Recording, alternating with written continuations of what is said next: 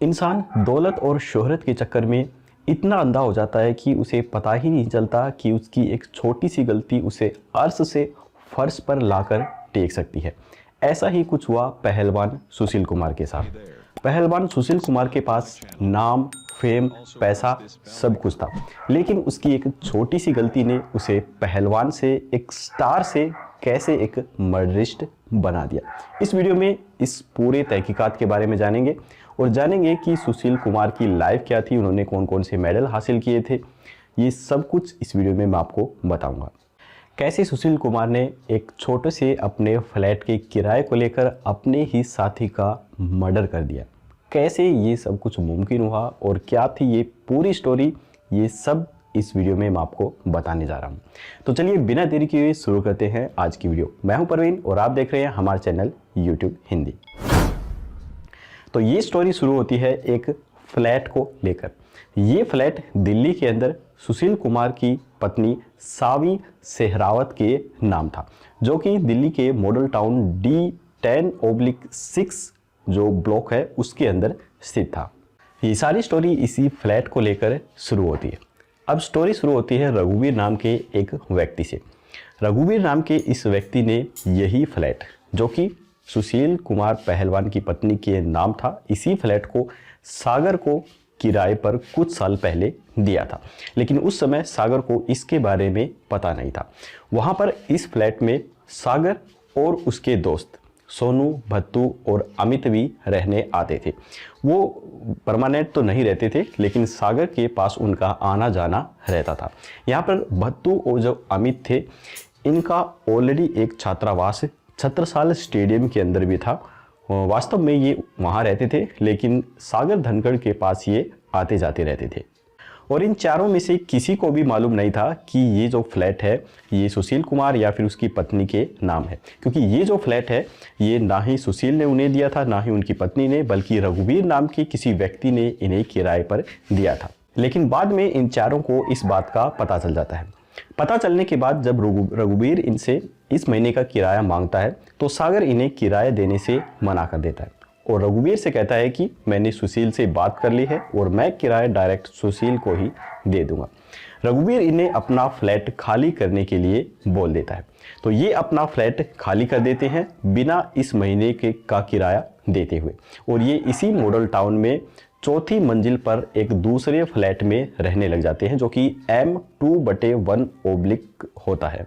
इसके बाद सुशील कुमार जब रघुवीर से अपने फ्लैट का किराया मांगने के लिए बोलता है तो रघुवीर उन्हें कहता है कि सागर ने बोला है कि हम खुद सुशील कुमार को ही इस फ्लैट का किराया दे देंगे। ऐसे में जब सुशील कुमार को इस बात का पता चलता है तो वो अपने फ्लैट का किराया लेने के लिए सागर के पास वहाँ पर चला जाता है, जो कि वो अपने फ्लैट में नहीं होता है। वो जो अमित और भत्तू का फ्लैट होता है छत्रसाल स्टेडियम के अंदर, छात्रावास वाला जो स्टेडियम होता है, वहाँ पर किराए लेने के लिए जाता है। अब वहाँ पर ऑलरेडी सागर के साथ उसके काफ़ी सारे दोस्त भी होते हैं। ऐसे में जब सुशील कुमार इनसे अपने किराए के पैसे मांगता है तो वहाँ पर जो सागर और उसके दोस्त होते हैं वो इससे मारपीट करना और गाली गलौज करना शुरू कर देते हैं। सागर के कुछ दोस्त सुशील कुमार की कॉलर पकड़ते हैं और उसको बुरी तरह धमकाते हैं। धमकाने के साथ साथ उसके साथ हाथापाई भी की जाती है और मार पिटाई भी की जाती है।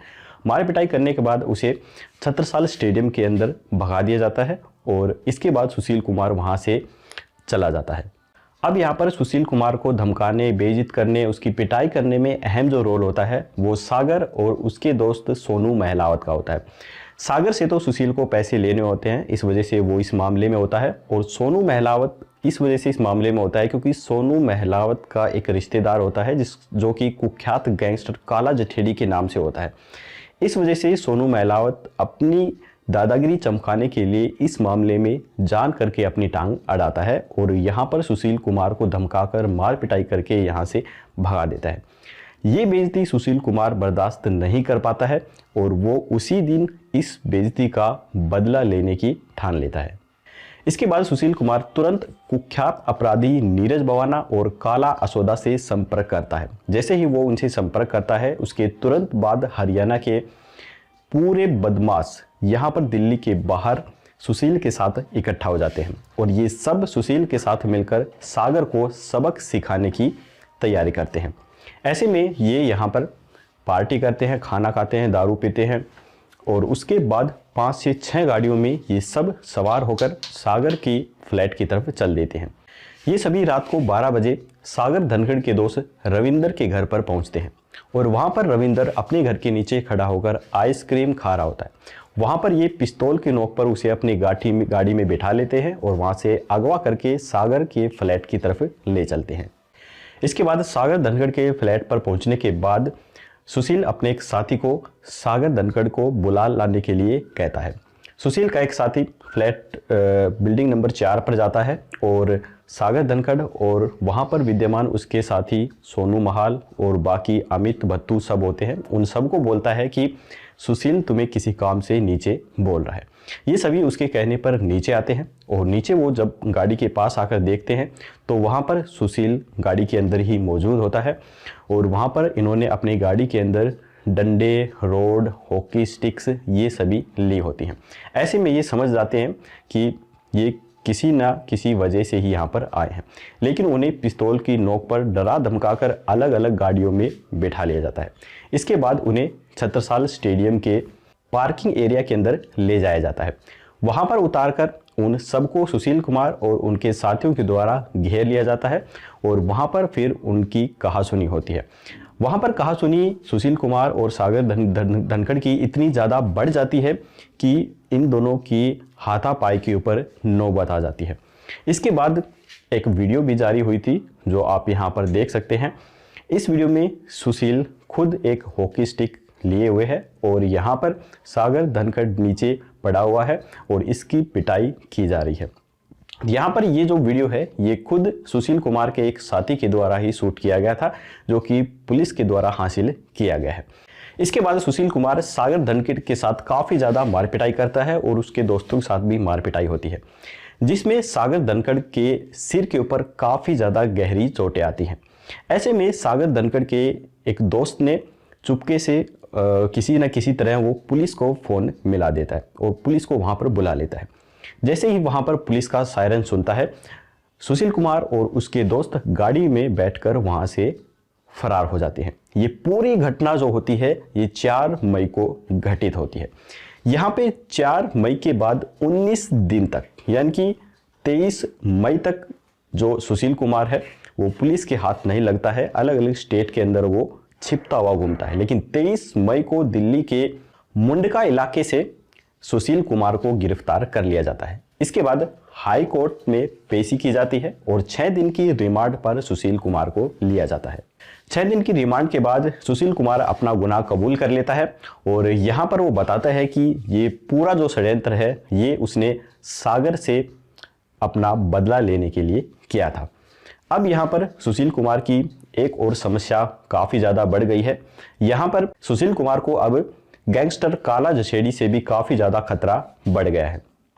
ऐसे में पुलिस ने सुशील कुमार की जो सिक्योरिटी है वो काफ़ी ज़्यादा सख्त कर दी है। सागर धनखड़ 23 साल का एक जूनियर खिलाड़ी था जिनके पिताजी दिल्ली पुलिस के अंदर हेड कांस्टेबल के पद पर आसीन थे। यहाँ पर सुशील कुमार जाट समुदाय से संबंध रखते हैं और इनका पूरा नाम सुशील कुमार सोलंकी है। सुशील कुमार का जन्म 26 मई 1983 को दिल्ली के बपरोला में हुआ था और इनकी फिलहाल उम्र 37 साल है। इनके पिता का नाम दीवान सिंह है जो कि दिल्ली के MTNL कंपनी में ड्राइवर है। इनकी माता का नाम कमला देवी है जो कि एक गृहिणी है। इनकी शादी सवी कुमार से हुई है जो कि सन 2011 में हुई थी। वैसे इनकी सगाई 2010 में हुई थी लेकिन शादी 1 साल के बाद 2011 में हुई और जो फ्लैट था वो इन्हीं की पत्नी सवी कुमार के ही नाम था।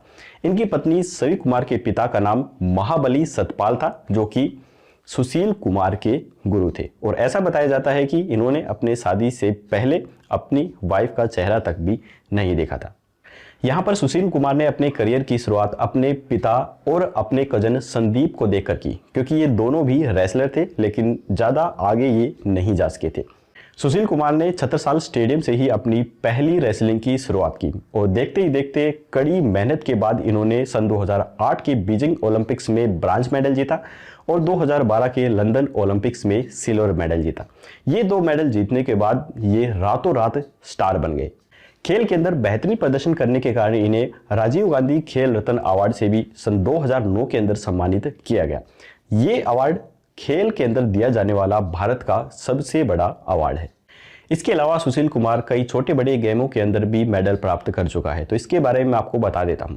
2010 दिल्ली ओलंपिक गेम्स में इन्होंने गोल्ड मेडल जीता हुआ है। इसके अलावा सन 2014 के ग्लासगो कॉमनवेल्थ गेम में भी इन्होंने गोल्ड मेडल जीता है। इसके अलावा एशियन रेसलिंग चैंपियनशिप में इन्होंने कई मेडल जीते हुए हैं। सन 2003 के नई दिल्ली के अंदर इन्होंने गोल्ड मेडल जीता। सन 2007 के बिस्कैक में इन्होंने गोल्ड मेडल जीता।